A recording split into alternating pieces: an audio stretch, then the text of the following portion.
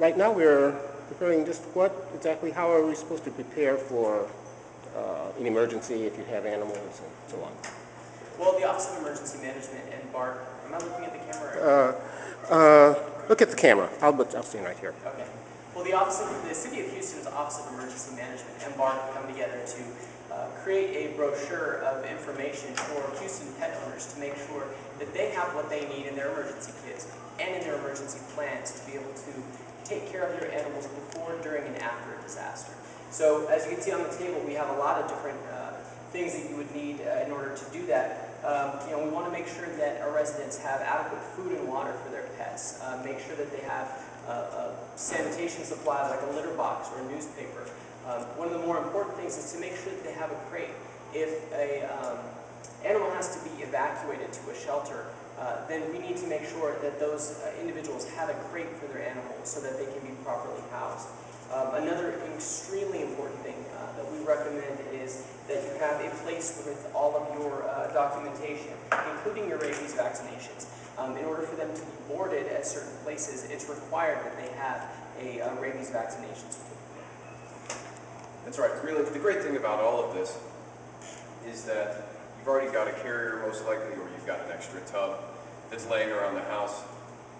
And our main message here is that Houstonians hear a lot about how important it is to have a kit, have a plan, and be prepared. Well, the message today is that you need to extend that to pets too. This is really no more complicated than taking one time out of the year to take the crate that you've got in the garage, pull it out, take all the pieces that you see right here, and just put it inside the crate. Now, the most important thing, if you can spare nothing else, if it's a matter of you have 10 minutes, you've got to get your loved ones, including your pets, into the car and go, is this rabies certificate and other vaccination information. That way you'll be able to board them, as Michael said. And in the event that your pet becomes lost after a disaster, that'll often have really important identifying information.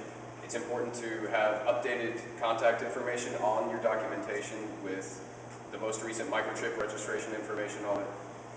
And really, this is about taking about 15 minutes to 30 minutes a day with your family one time a year to think about how you're going to incorporate your pets into your disaster preparedness plan and then making it happen.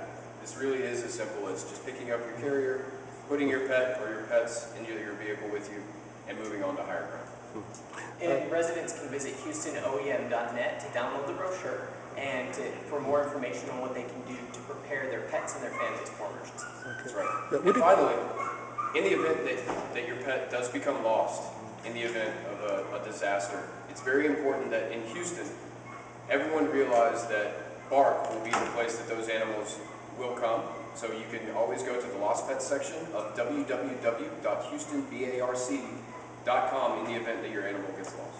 Thank you. Would it be helpful to have a digital image of your pet or video? Absolutely. One of the most important things, and something to consider including in this pamphlet, is a picture of yourself and your pets together. It's easier for people to identify with an animal if they get a little bit of context, so having a family member in the photo is important. If you can digitize this packet and keep the digital files with you at all times, then that will obviously make it simpler to transport. However, it's important, a folder or a bag like this is often easier to remember than a flash drive. But if you're the type of person that can always keep track of flash drives, then obviously electronic files are easier to handle and keep dry. We hear a lot of stories about pets that were lost in Katrina or other disasters. Do you have any idea how many pets went missing or how many were rescued? I don't. No, we know that a number of animals did go missing, but a lot of it has to do with planning.